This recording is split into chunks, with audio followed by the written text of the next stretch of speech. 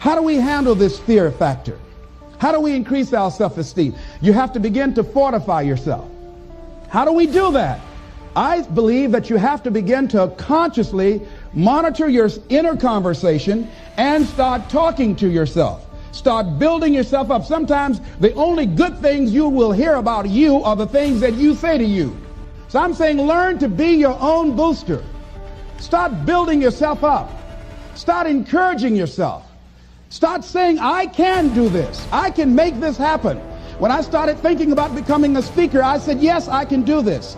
I can make this happen. When I start trying to convince myself I can be a businessman after flopping and failing and losing thousands of dollars and feeling stupid and dumb and having people take advantage of me because of what I didn't know, I had to talk to myself because people were saying to me that I was dumb. And somewhere in the back of my mind, I was saying, you're right. Look at what I've done. I had to say, no, Les. Hey, come on, man, get yourself together. You can handle this. You just haven't figured it out yet. It's all right. This is your training period. This is the tuition you have to pay for what you don't know. You can do this. Other people have done it. It doesn't take an Einstein.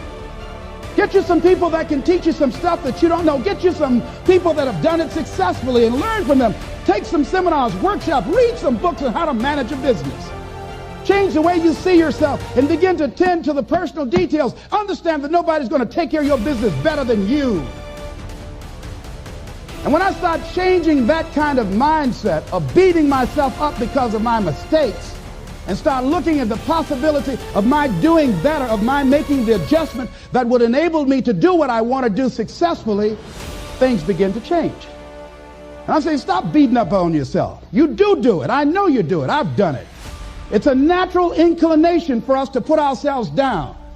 See, we are born negative, I think, in a negative consciousness because we live in a negative world. See, you don't have to teach children to lie. They'll lie automatically. Did you wet in your pants? No, I did not. Well, what is that? I don't know. You don't have to encourage kids to misbehave. They will do it by themselves. You don't have to encourage them to do the wrong thing. They will do it automatically. You have to correct their behavior. So I'm saying that we have to work through the challenges of life in learning how to begin to work to fortify ourselves. Begin to guard your mind against negative programming, like turn off the television. Don't watch the news.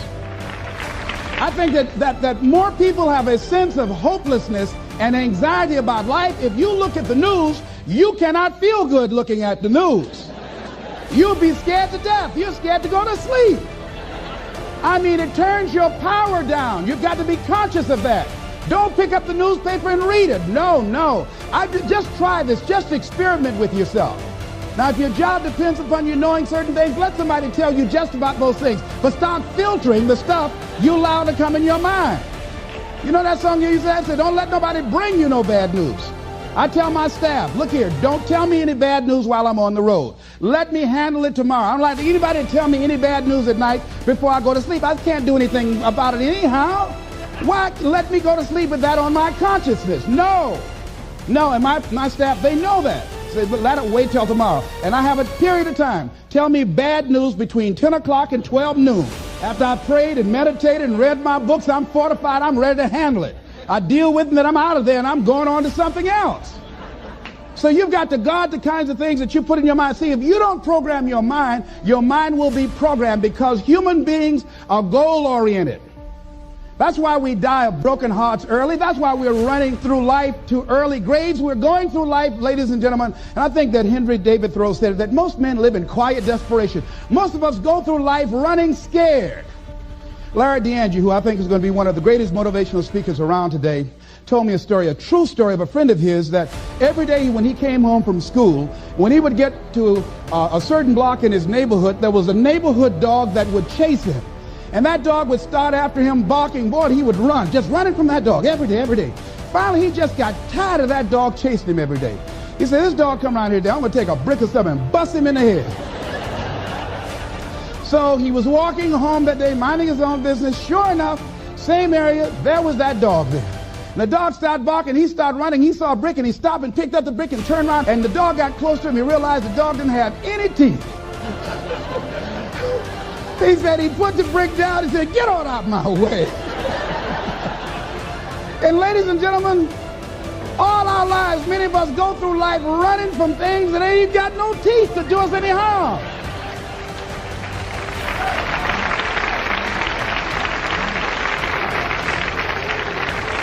Haven't you been afraid to do something and then after you did it, you say, whoa, if I'd known it was this easy, I would have done it before. Haven't you ever had that experience? Raise your hand. Absolutely. So we created this in our minds, false evidence appearing real. We made it real in our minds. That's why Churchill said there's nothing to fear but fear itself. That's the destructive monster. So turn off things that can contribute to your fear. Turn a deaf ear to people that all they can do is talk about how negative things are because they have bought into the consciousness of the world. Start attending workshops, seminars, listening to tapes on a daily basis to begin to recondition your mind, to retrain your thinking. Faith comes by what? Hearing and hearing and hearing. Listen to things that can empower you, that can enable you to create a new reality for yourself, in a new life for yourself. You might appear to be strange around most people. You know, most people think you're strange if you're happy today. People say, how you doing? I said, better than good. Whoa, what's wrong with him? Just go around smiling and watch people. Look at this. Is this a weird guy over here? Because most people don't smile. Watch them. Look at their faces in the morning. Here we go, another Monday morning. How you doing? Haven't had my coffee yet. Don't ask me.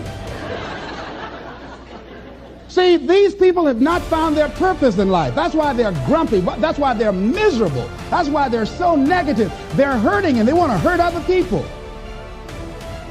So start practicing using programs for your mind. Seminars, books, workshops. Keep a journal. Record your thoughts. What's happening with you?